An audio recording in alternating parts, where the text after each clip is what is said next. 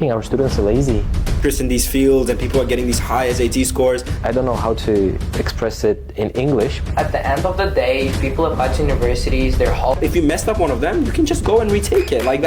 That.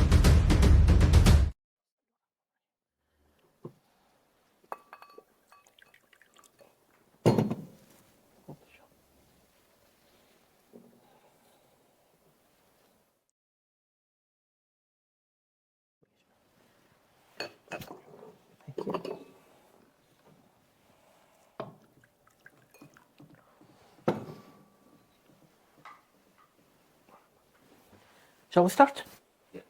Long before, when this format, the podcast format, was popular, we started our own interactive communication format back in 2021. If you remember, in our YouTube channel, you can even find back in 2021, Kamran Beg, Bobirjon, Suhrob, they argued about higher education in a very similar style that we are going to run podcast now. So welcome to Innovation Podcast, where you'll know about news, about the IELTS, about many interesting topics. We can include even admissions too, with Bobirjon and others. So if you have any questions that you can put in comments, we'll cover in our next podcasts. Thank you a lot for being with us. So we can start. Bobirjon, ready? Sure. Yeah, ready. Good. Let's start. I guess we're going to start with our journey, how it all started at Innovative. Mahmoud, would you like to share? So I think I met Muhammad Akka when I was 13, and that time I was preparing for IELTS, and the only thing I was really curious about was learning English language. I was not thinking about admissions or anything. I was right now I'm getting prepared for that.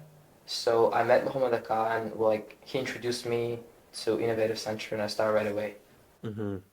Mine was a very interesting story, actually. So I remember back in 2021, it was, I think, during COVID. So actually, I came to Uzbekistan and my studies were actually online. Because of COVID, everywhere went online. And my parents said, you know what, let's have a trip to Uzbekistan. And once I was here, I was in the 11th grade. It was just the time I was supposed to take the SAT. I go on College Board and I look up centers in Uzbekistan that can take SAT. And I come across a center that says Innovative Center. And I'm like, okay, so there's a center in Samarkand that conducts SAT exams and I need to take my exam. So can I register and take it in the summer while I'm here? So then I call Innovative Center, reception picks up, and then I say, hi, I would like to take the SAT exam. Do you guys conduct it? And then they're like, well, hold on, let's connect you to the exam department. They connect me to this person, they connect me to that person. And at the end, it was Muhammad Akka who picked up the phone. They transferred to his room. And I just said, hey, I'm from the US, this. And he told me, hey, why don't you come to our office and we discuss it here, so I can explain you the full situation. So then I came to Innovative Center. Basically, I went to Muhammad Akka's office and I basically started to say how I was studying for the SAT. And he said how, although there wasn't enough demand for the SAT, that's why we couldn't conduct it. So he said, why don't you study with Suhrob? He's studying for the SAT, Parviz John. So I became really, really close friends with them. And then that's when I just basically met the Innovative family. And that's how I started coming here regularly to study for my exams. Got caught up with the whole IELTS thing. But yeah, I think the reason I am in admissions, SAT and IELTS is because of Innovative. Well, great story. Yeah, how about yours? Well, that was very interesting. I remember I was a student, 12-year-old guy, messing from one center to the other, just searching for a good teacher, a good company, friends, just to hang out and so on. So I was working from one center to another, but once I was studying in one particular center, I won't be calling the name, they sent me as a spy to Innovative Center just to see the system, to see the methodologies, to see all the process, how it takes place and so on. And I was like, why not? I was a little child, so nobody was actually understanding that I was a spy. And I came to Innovative, our deputy director, his Parviz Akka.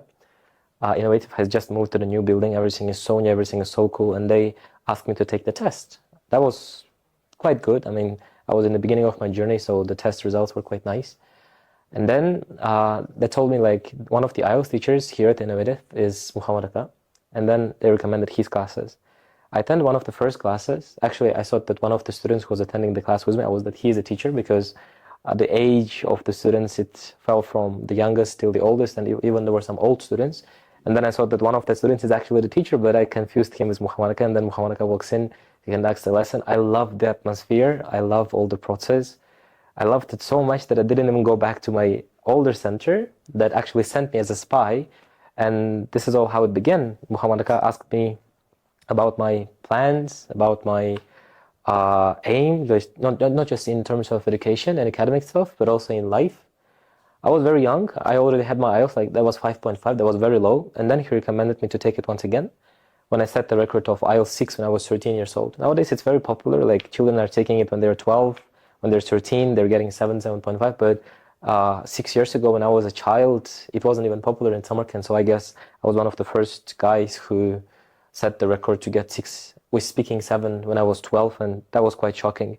And this is all how it gets started. Then I grew older. I got interested in SAT stuff, in admission stuff, in teaching. Met my friends, Bobar John, Sukhro, Parviz. That was like the greatest circle in my life. But everything started with that point when I was a child, a spy, and then I got into innovative. I liked Muhammad Aka's classes, and then I decided to stay here. So it's like for almost 5 and 6 years we're still together, and I love it. I guess you owe all of your success to that center for Yeah. sending you here. Yeah. Yeah, I sure do. If you were never a spy, then you never would have came here. So Yeah. we would like to thank that anonymous center Sure, for sure. sending you here. Yeah, I won't be calling the name just for privacy and so on. But that was great. I mean, I still remember the time. That was very interesting. But still, Yeah, you just mentioned about IELTS and that now it's becoming super like people now like younger and younger ages have this great scores, these 8s, Yeah. 8.5, 9s, just like what do you think? Like what do you think was the reason that helped you get the score you got when you were for example 12 and how has it changed now? What do you think on that? well, when I was actually young, I didn't even get interested in the whole process of taking IELTS because as a child, I wasn't actually applying for any university and so on. But I saw those guys who were preparing for the admissions, applying for university, and I saw all of them running late because they had exams at school, they had exams at university. They were they were in a rush. They didn't have enough time. So I was like, I don't want to struggle like they do. So I want to take it now so that I can rest later. So the only purpose in the beginning was just to give it up earlier. So I got my first IELTS and I got even more interested because I wanted more. I guess it's like, I don't know how to express it in English, but as soon as you get to the one point, you get hungry for another one. Just like Steve Jobs once said, stay hungry, stay foolish. So I was like wanting even more and more. I got 6, I got 6.5, then I got 7, then I got 7.5. I wanted 9, I still want. So I wanted 9, so I was getting higher and higher and higher, but I don't know, I don't understand the interest of children nowadays. I mean, what they want to achieve because the 9 is already set, but they want to crack it even making it younger. I heard some news, like 18-year-old guy got 9 recently with 1 skill retake option. So I don't know what they want to achieve, but generally my hunger, let's say for IELTS, started it from just seeing all the other students and setting as an example and making it as earlier as I could. But it finished with IELTS 8. And I'm still trying to move on. Yeah, I mean, you just spoke about the guy that just got IELTS. I mean, I just heard it from you. I don't know, but you just mentioned that he got it from 1 skill retake. Was that today? I don't know, today or yesterday, but Okay, I I mean, heard. that's Yeah. very recent news. But as somebody who scored 9 at the age of 19 and holding this youngest niner in Uzbekistan title for such a long time, first of all, to be honest, I took the exam 17 times. I mean, there was a race going on before for this 9, and there were no students who were getting it. It was all career teachers who were taking it for like 20 years, and then they were just cracking this. And I was just like, well, can a student crack it? And the thing about IELTS 9 that made it so hard was you have to be perfect in all senses. You cannot let one slide. I remember when I was like 14, 15, I was taking the exam and already scoring 8.5. I think if that 1 skill retake option really did existed back when I was taking it, I think I would have scored this 9 when I was 15, 16, because the 1 skill retake is a cheat code in my opinion, because a lot of times people take it and it's just one section that messes them over. So, but whoever got it, congratulations to them. I'm sure that they put a lot of work, a lot of time into it. But I think that now people do have more opportunities and more resources than, for example, when you took it at 12 or 6 years ago. Right now, these 12, 13-year-olds, well, they have a friend group of people who have IELTS 7, 8. The thing is that learning language and all these things become super popular because of the like so much attention given by the president, given in Uzbekistan, like the government and everybody just basically enforcing this and promoting learning language. And I think because of this, a lot of people are now shooting for new heights. Like we will give the turn to Mahmoud now, but like for example, him, like his goal is no longer to just achieve IELTS 8, 9. His goal is now get into Harvard, get into MIT, get into these like top universities. Yeah, like sure. we're just setting these new goals for ourselves. So what do you think? What do you think about this whole IELTS thing? And do you think is this what the Uzbek youth should be concerned about, the IELTS 9, or do you think that we should be paying attention to other things? Like I think that IELTS is a great thing. Like it shows that you're proficient in the English language, but definitely it's not the thing that people need to focus on a lot. Because at the end of the day, if people apply to universities, their whole application matters, like their extracurriculars, their SATs, their all this stuff. And IELTS is just something great you can work for and like achieve and then say like, oh, I got that 9. It's like a perfect score. I've worked for it hard. But again, like, I mean, I don't see the sense in getting 9 if you can get 8 or 8.5. It's pretty much the same. I mean, I think you could say that 9 is a big difference, but I don't really think so. Yeah, that's great. I mean, this is the message that we kind of send here at Innovative Centers, that the students here come, get their IELTS score, and then they move to SAT, and then they move to doing research papers, and then they move to applying to these top universities, getting full ride scholarships to the universities they want. But one thing that kind of like I think our audience should know about this center in particular is that getting IELTS is amazing. I mean, it's the first step. It's when you learn the language and everything, but like after that, like you got to go on to other things. You need your education center wherever you go to not just push you to learn the language, because sure, learning language is the most important thing, but it's what you do with the language. And I think that a center that can teach you that, like where to go from there, is a very, very, very important factor in any center. So I guess like that's what makes us really unique. Yeah, and in terms of unfair advantages, like one skill retake option, OSR and so on, this kind of stuff didn't exist for so long. It's like kind of new. And as you took it 17 times, I remember myself taking IELTS for like 13 times overall. That was too much. I mean, moving from one letter to another. But nowadays, because of all of those opportunities, and I'm happy actually for all of those chances that's provided to students from the side of British Council. For example, they're offering one skill retake option. CD IELTS results are released in one day.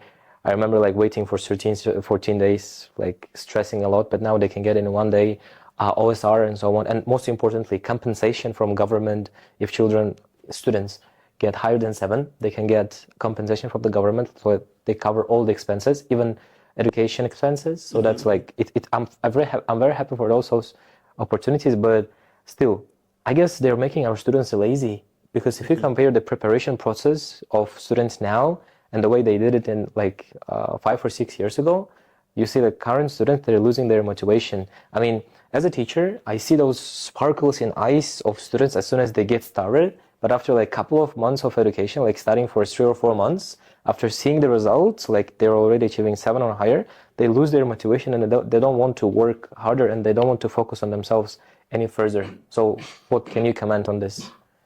I think in terms of like students losing their motivation, first I want to just kind of point to that thing that you said about British Council and them like and the refund the government is giving and all these different opportunities that is being presented. First of all, I think that's amazing and all of that. But I think before knowing English, getting IELTS, and these things were seen as such an achievement that people were working and they were motivated. Yeah. And maybe that nowadays is that it's become such a popular thing and everybody has that. People are like, people get demotivated because once they come and they see that all of their cousins, their friends, their relatives getting these high scores, and they come, they study for 3 months, 4 months very hard, and then they're like, boo, like 4.5 maybe or 5.5, and they're like, well, what the hell am I gonna do? There's no way I'm reaching that level, and then they get discouraged. So I think that like people should stop comparing themselves to other and just focus and just do what they need, and then just get out of this whole entire IELTS and other race, because there's so much things that you can be focusing on. And also like at the end of the day, like for example, British Council is more like, I would say like a government and like a charity organization, but there's some other private centers or private test conducting IELTS places that care a lot about profit and other stuff. So they want people to go into that race. They give 9 to people sometimes. So there's more people like getting recognition and other stuff. So at the end of the day, you have to realize that there's some IELTS centers that do it for the money and do it for all that stuff. So you have to be able to differentiate that and actually like know what's good for yourself. I think like wrapping out about IELTS, I would like to ask you a question related to the SAT. Like kids are going crazy right now, so what do you think about it? Like as the perfect scorer, like the person who has the perfect score, Bob. Yeah, about SAT, like now a lot of people are getting like very, very high scores also. The thing is that like recently there's been this like very growing the just interest in these fields and people are getting these high SAT scores. Like I think there's another guy from Bukhara actually recently who scored a perfect score, 100. Parviz. Like I know him very well, very, very, very great guy. But the thing is like again, like why do you need that score to apply to universities, right? Like for example, I had a 1580 when I was applying to some of the schools that I was applying to before. Like the thing with the SAT is for that I tell to a lot of students is have a purpose to what score you want. If you're trying for top universities, get a 1500 plus and just move on. Do your application, other stuff. With Parviz's case, I understand. He has his own SAT school. He's been a teacher for a while now. I think 2 to 3 years. He's an SAT teacher. I mean, that if that's the career he's going for, sure, he's a career teacher who was gonna get an SAT, and he's basically changing the lives of hundreds and thousands of Uzbek students, which is amazing. He's doing a lot for our country. But if you're trying to get the SAT to go to a prestigious university and like pursue an education, then you should do that and you should go. But I don't understand when a lot of students are like, or a lot of news organizations, I saw some of them saying, well, this student got a 1600, now he can get into Stanford and Harvard. And that's not what it is. Like, I think people need to now like really do their research about what these scores really mean. But I think that now it's becoming really good. There's a big race for this development. There's renaissance definitely going on in Uzbekistan in terms of education, for sure. So in terms of exams, let's touch IELTS again. In my opinion, is there any inflation happening in terms of scores? I mean, if you see the statistics, the British Council has now announced their statistics. The number of students who got 9 in 2021, it was only one person. I know who it is.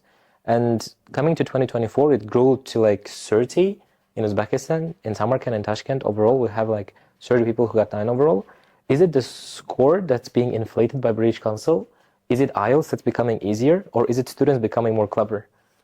Well, I saw the list. I mean, from my phone, like literally 2 minutes ago, I saw that now there are the kid who just got 9 with him. Now there are 33 Niners in Uzbekistan wow. now. He became the 33rd Niner.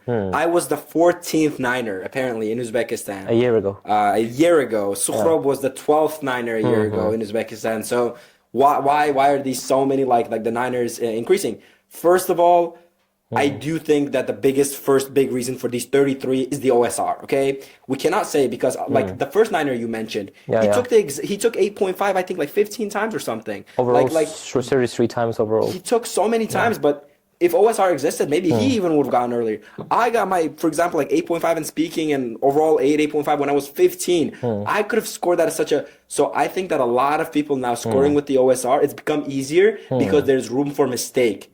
Go get your 9 in your reading and listening like always. Go score either 8 in writing or 8.59 in your speaking.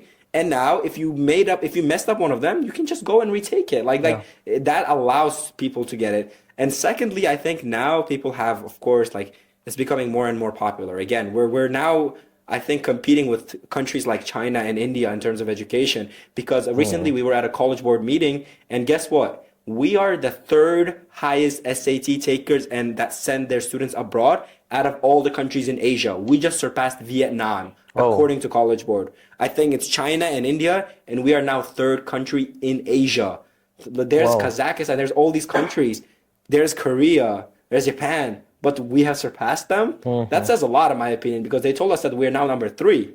So I think we're definitely now like That's head progress, towards I that. think. Yeah. And what do you So, think like, about you mentioned the inflation in test scores and like IELTS. Yeah, I did, right. So yeah, do you think it's like a more positive or negative development for the country overall? Like ripping out. Definitely positive. I mean, like we want these better scores, but not just the scores itself.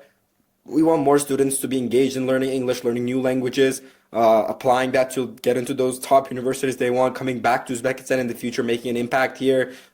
Definitely. I think we always complained about how maybe Kazakhstan was advancing in education so fast. But I think we've caught up to them, if not surpassed them in a lot of senses. Because our obsession with these 9s, our obsession with these SAT 1600, our obsession with getting into these top universities is what's accelerating our growth, I think. is that we are now surpassing all these other countries. So it's definitely a great thing. Yeah, I guess that was all we want to Yeah. discuss today. And I'm sure it won't be one of our last meetings. Of course. We'll be having more of those in order to discuss further topics, because today we're limited only with our story and IELTS topic, but we have more to discuss about admission stuff, SAT stuff, and so on. So thank you all, guys. Thank you. Yeah, Thank you. thank you for Thank you so participating. much. Yeah, see you Yeah, all, guys. of course. Take care.